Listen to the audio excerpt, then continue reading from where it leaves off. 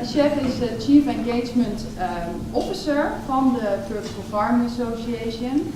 En hij is geëngageerd kernlid van Stadslandbouw Gent.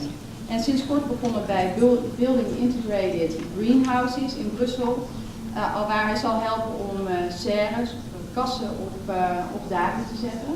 Nou, ik ben heel benieuwd naar jouw presentatie.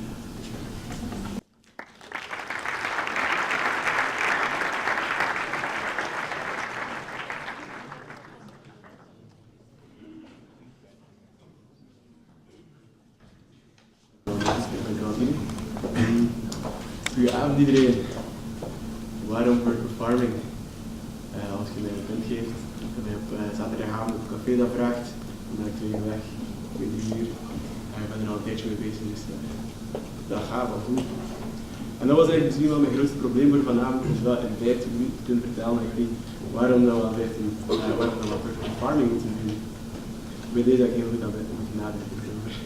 Ik ben echt een paar keer met mijn handen in mijn haar gezeten. En toen ben ik uiteindelijk tot de oplossing gekomen vanuit onverwachte hoek.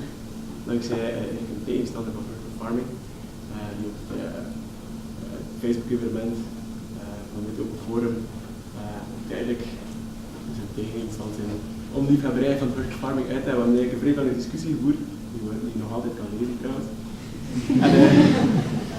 En die discussie heeft mij tot de essentie teruggebracht van vertical farming. Waarom vertical farming in de eerste plaats is ontstaan, waarom Dixon Despomme zijn boek heeft geschreven en waarom ik er toe aangetrokken ben, samen met heel veel andere mensen. Dat is effectief om problemen op te lossen, problemen waar onze maatschappij vandaag mee te maken heeft. En waarvoor vertical farming. Het grappige is, de persoon die tegen vertical farming was,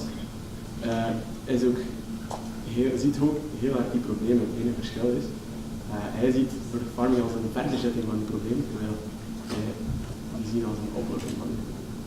Wie heeft een blik? Goeie vraag. Wie heeft er gelijk? Ik zeg dat niet gelijk, maar iedereen heeft zijn eigen mening. Maar misschien kunnen we dan beter eens kijken naar de problemen waarmee onze maatschappij te maken heeft. En die zijn ook heel groot. We kunnen er een paar ook vooral over organiseren, voor de jaar lang, 2 jaar lang. Maar ik zelf ben tot inzicht gekomen, maar zijn dankzij een paar boeken.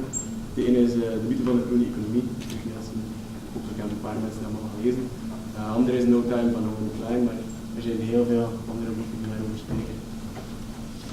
Voor mij is dit de essentie van het grootste probleem waar onze planeet, waar onze maatschappij mee te maken heeft. En als we goed kijken, zit global warming daar bijvoorbeeld ook in. We halen onze grondstoffen, als fossiele brandstoffen de grond, gaan die gebruiken, gaan die wegsmijten. Niet noodzakelijk in tastbaar plastic of tastbaar ander afval, maar in onze lucht. En waarom is dit niet oké? Waarom is dit niet economisch gedacht? Het is niet oké. Het is niet duurzaam. Op alle vlakken, economisch, ecologisch en sociaal is het niet duurzaam. En langs heen, bijvoorbeeld, om een stom voorbeeld te geven, alle biodiversiteit die vroeger op de berg was, is weg. Dat is logisch. Het is ecologisch eigenlijk een drama als je stukken grond wegneemt, als je mijnen doet. Maar er is misschien iets dat heel veel mensen ook vergeten, vaak in de groene beweging vergeten heel veel mensen ook dat het economisch ook niet duurzaam is. Als ze zeggen, onze economie moet groeien, we moeten jobs blijven creëren, dat gaat niet altijd als je zo lineair blijft denken. Want deze bergen hebben miljoen jaren tijd nodig om worden. Er zijn een paar geologische vrienden van mij aanwezig, die gaan dat kunnen bevestigen. Als we onze economie daarop baseren, als we onze economie baseren op we gaan in honderden jaren al die grondstoffen wegnemen, dan kunnen we niet verder gaan.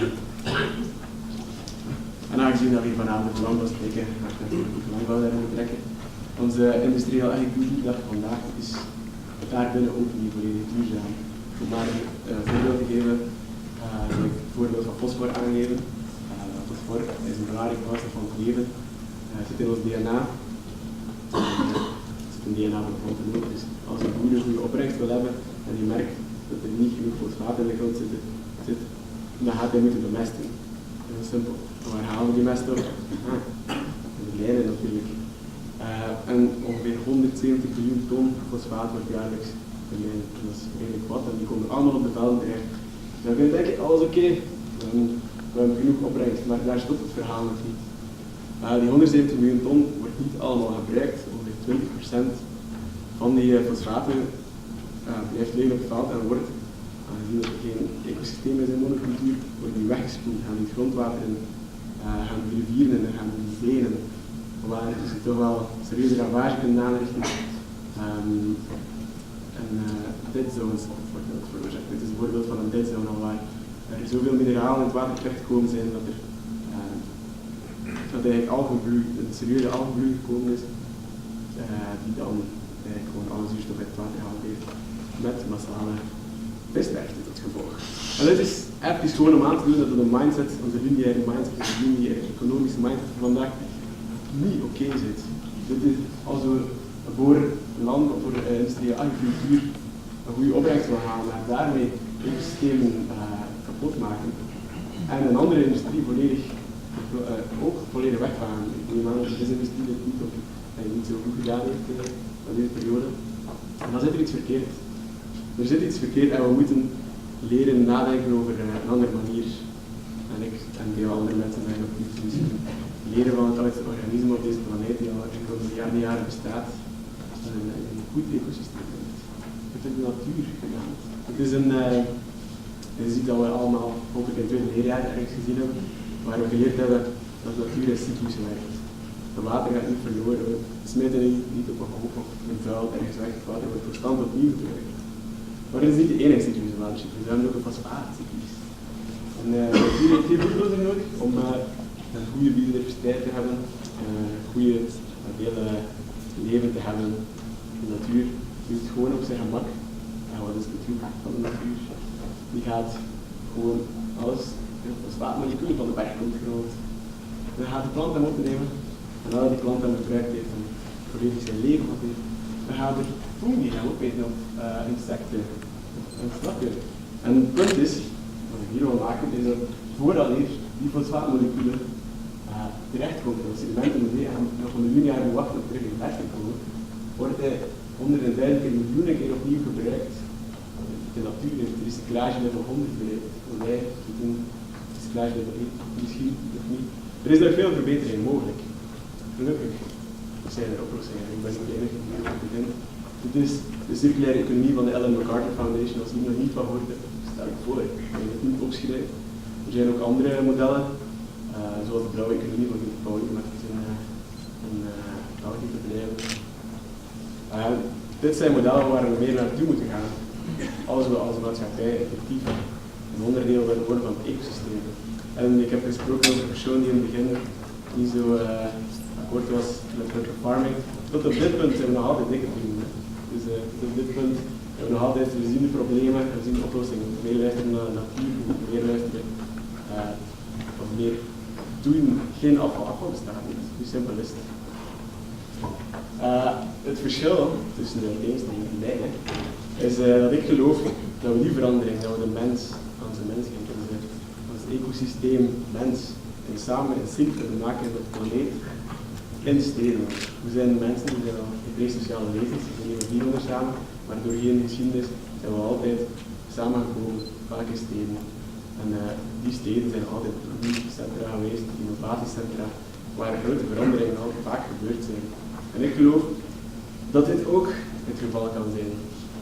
Dat we gewoon onze gebouwen, onze steden kunnen omvormen in plaats van als een parasitair systeem op deze planeet te leven. Dat we samenwerken met wat de natuur ons biedt, wat er voorhanden is. En of zoals mijn collega Jos Willems, zoals van de Stadstempo Gent, vaak zegt, de mens als nuttige soort daar al bij stilstaan. Dat we samen hand in hand met de natuur kunnen creëren mooie dingen. En dat we echt gewoon onderdeel worden van de planeet in plaats van te denken aan het ecologisch goed dat we Ik geloof niet in ecologisch goed dat we zijn hier op de planeet. Laten we het beste doen, laten we mooie dingen creëren. En daarom natuurlijk vertical farming. Dit is de Dragonfly van Belgische architect Vincent Callebaut. Dit is een mijn favoriet boek, Le Tour Vivant, door zo'n architect in Parijs. En waarom die vertical farming? Waarom echt ik geloof dat we die verandering die nodig is, dus die verandering naar meer ecosysteem mens en natuur, dat we die kunnen aanpakken aan de basis van de economie. Als je de hele economie verandert, dus kun je die aanpakken aan de basis, maar bij de voedselproductie. Voedselproductie is een van de 3 pilaren van de economie. En als we die daar kunnen veranderen, als we daar kunnen tonen dat het anders kan, dat wij samen met de natuur kunnen leven, dan kunnen dit mooie iconen van verandering worden. Iconen waar we hoopvol naar kunnen opkijken en zeggen van, het is toch mogelijk. Als die afvraagt, is er helemaal al heel veel mensen met het over. Het is misschien omdat er zoveel mensen dat effectief gezegd hebben.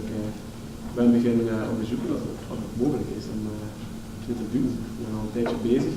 En ik ben van mening dat deze vertical farm, het is veel belicht, maar ik denk dat dat mogelijk is.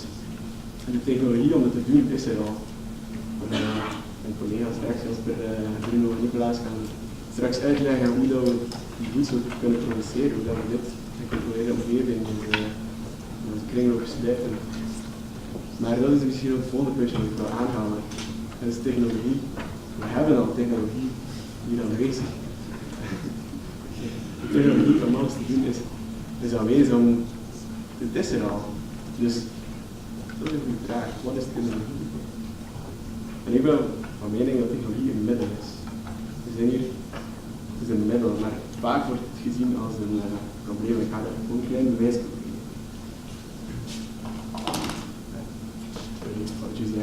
Veel mensen zien technologie als de oplossing. En daar wil ik graag een voorbeeldje van een mooie smartphone aanhalen. Iedereen heeft een smartphone, of vaak, iedereen heeft waarschijnlijk een smartphone. En wel, dit is een computer die sterker is dan mijn grote desktopcomputer die ik 10, 15 jaar geleden gekoesteld heb. En deze computer is nog hallucinanter, hij is sterker dan de computer die ze gebruikt op 69 mensen op een maand.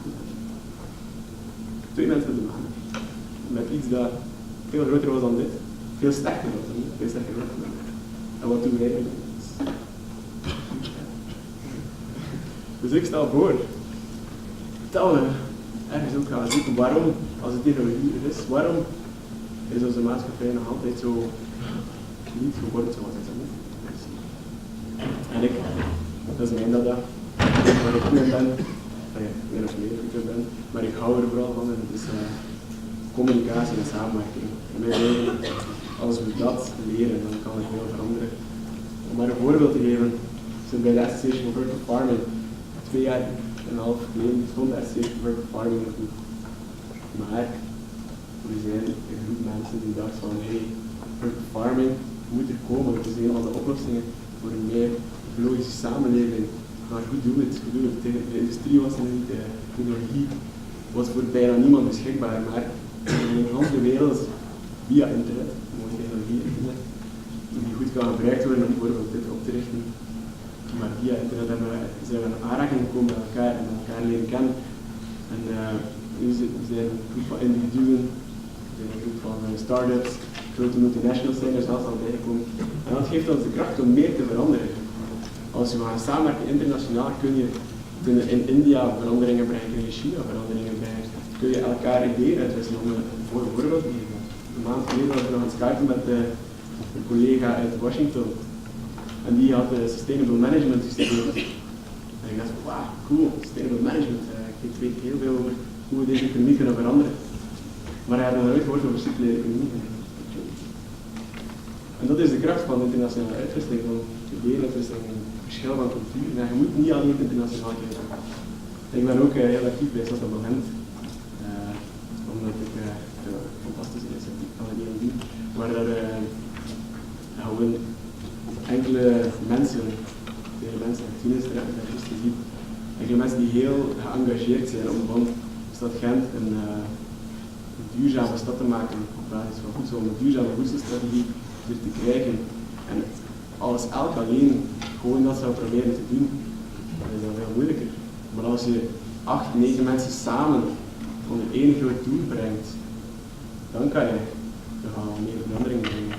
En dat is een van de grote problemen denk ik dat er vandaag zijn, is dat de mensen vaak het gevoel hebben, dat is wat ik ook in het begin had. We zijn met 7 jaar, deze kan het ook in godsnaam.